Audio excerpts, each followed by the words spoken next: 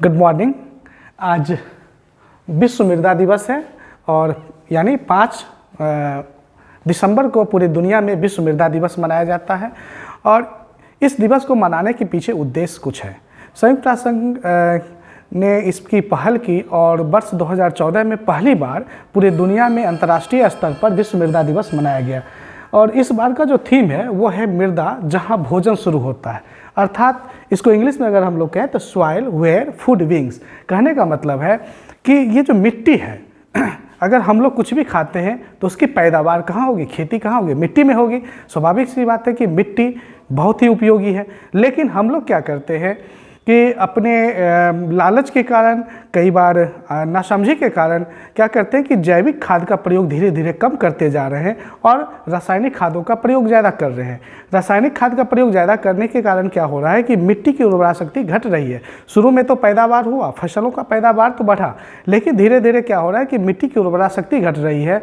और जो मिट्टी में जो माइक्रो ऑर्गेनिज्म है, मिट्टी में जो सूक्ष्म जीव है, जो फसलों की उत्पादकता को बढ़ाने के लिए जिम्मेदार है, जो मिट्टी में जो सूक्ष्म जीवों का जो जैव विविधता है वो भी इस केमिकल के कारण प्रभावित हो रहा है। इसलिए हम लोगों को मिट्टी का स्वास्थ्य को बचा के रखना है, क्योंकि मिट्टी जितना स्वस्थ रहेगा मनुष्य उतना ही स्वस्थ रहेगा।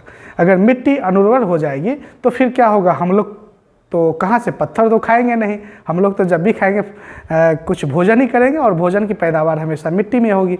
हम लोग जानते हैं कि जिस तरह से इंडस्ट्रियलाइजेशन बढ़ रहा है, जिस तरह से शहरीकरण का दौर चल रहा है, तो क्या हो रहा है कि अभी जंगलों को काटा जा रहा है, वनोन्मूलन तेज़ी से हो रहा है।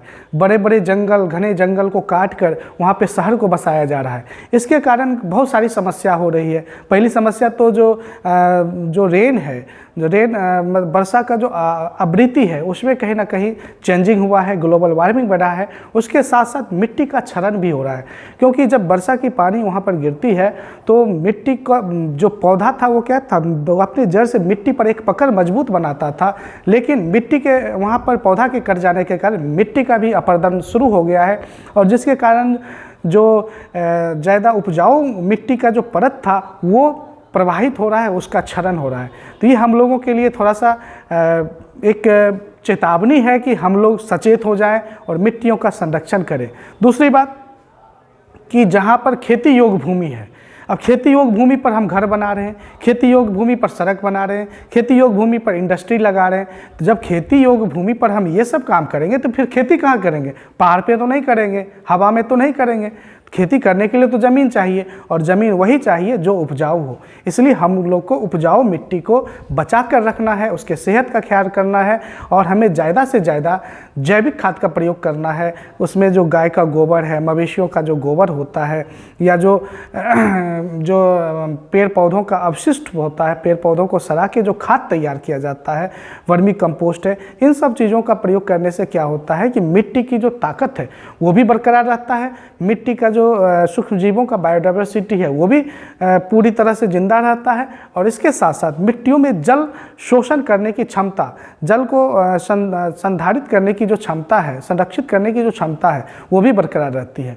हम लोग देखते हैं कि जो फसल की उत्पादकता है हर एक मिट्टी में अलग अलग प्रकार का होता है। जैसे अगर धान की फसल है तो जिस मिट्टी में धान की फसल होगी, क्या वहाँ पे कपास की फसल हो सकती है? या वहाँ जहाँ पे खीरा की खेती होती है, जहाँ पे मक्का की खेती होती है, क्या वहाँ पर हम सोचेंगे सेब की खेती हो जाए तो होगी? नहीं, ऐसा नहीं होता है। हर एक मिट्टी के लिए अलग अलग उसके भौतिक पैमाने हैं। मिट्टी की संरचना अलग है, उसमें ह्यूमस की मात्रा, उसमें जल धारण करने की क्षमता, सबका अलग अलग कैटेगराइज किया गया है। कुछ मिट्टी दोमट मिट्टी है, कुछ मिट्टी काली मिट्टी है, कुछ पीली मिट्टी है, कुछ बलुआही मिट्टी है, कुछ कंकरीली मिट्टी है। तो इस तरह से मिट्टी अलग अलग है, और अलग अलग मिट्टियों में अलग अलग प्रकार के फसलों का उत्पादन किया जाता है, उसकी पैदावार की जाती है। तो हमें चाहिए कि हम तरह तरह के फसलों की उत्पादकता को बढ़ाएं, तरह तरह की खेती करें। इसके लिए मिट्टियों को संरक्षित करें और ज़्यादा से ज़्यादा जैविक खाद का प्रयोग करें, ताकि मिट्टी का स्वास्थ्य भी बचा रहे। और जब मिट्टी का स्वास्थ्य बचेगा तभी जाकर तो उसमें गाजर मूली लगाएंगे। इसलिए कहा जा रहा है कि मृदा जहाँ भोजन शुरू होता है, आखिर भोजन जो बनता है, जो हमारे थाली में आता है, वो थाली में भोजन आने से पहले उसका पैदावार कहाँ होता है? मिट्टी में होता है। भले ही आज हम लोग हाइड्रोपोनिक्स एक नए तकनीक के द्वारा जल कृषि कर रहे हैं, लेकिन अगर ज़्यादातर देखें खास करके भारत जैसे कृषि प्रधान देशों में तो और इसकी महत्ता बढ़ जाती है क्योंकि ये जो एग्रीकल्चर फील्ड है ये लोगों को रोज़गार भी देता है। ये तो हम लोग को खाने का भोजन तो दे ही रहा है, साथ साथ लोगों को रोज़गार भी दे रहा है। इससे लोग अपने जीविकोपार्जन के साथ साथ अपने आय में भी वृद्धि करते हैं और पूरी तरह से कृषि पर आश्रित हैं। तो हमें क्या करना है, मिट्टी का पूरा तरह से ख्याल रखना है, मिट्टी को संरक्षित होने से बचाना है और मिट्टी में रासायनिक खादों का कम से कम प्रयोग करें। और जैसा कि अभी देखते हैं कि धान का पराली है, पराली को खेत में जला देते हैं, तो पराली को जलाएं नहीं बल्कि उसको अगर मिट्टी में ही पलट दें या उस पराली का हम खाद बना लें या फिर अन्य उपयोग कर लें, तो क्या होगा, मिट्टी की उर्वरा शक्ति बरकरार रहेगी और मिट्टी की गुणवत्ता जितना अच्छा रहेगा उतना फसल का पैदावार अच्छा होगा और फसल का पैदावार जितना अच्छा होगा उतना ही हमारा स्वास्थ्य भी अच्छा होगा। तो हम मिट्टी से जुड़े हुए इंसान हैं, क्योंकि हम की तरक्की भले कितना भी कर लें, हम लोग मंगल पे चले जाएं, चांद पे चले जाएं या फिर अन्य ग्रहों पे चले जाएं, लेकिन खाने के लिए हमेशा भोजन ही चाहिए और भोजन हमें मिट्टी में ही पैदा होगा। इसलिए मिट्टी का पूरा तरह से संरक्षित करना है, मिट्टियों का संरक्षण हमारे लिए बहुत ज़रूरी है। धन्यवाद।